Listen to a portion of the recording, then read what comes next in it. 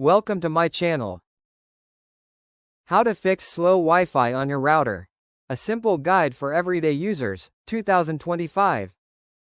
1. Restart your router. Turn off your router, wait 10 seconds, and turn it back on. This clears temporary glitches. 2. Move the router to a better spot. Keep your router in an open, central location, not behind walls or inside a cupboard. 3. Check connected devices. Too many devices slow down Wi-Fi. Disconnect unused phones, TVs, or smart gadgets. 4. Update router firmware. Open your router settings and install the latest firmware update to boost performance. 5. Switch to a less crowded Wi-Fi channel.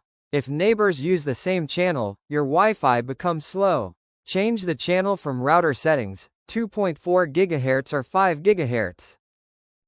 6. Use the 5 GHz band. If your router supports dual band, switch to 5 GHz for faster speeds and less interference.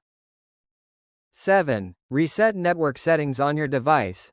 On mobile, laptop, reset network settings to clear network bugs.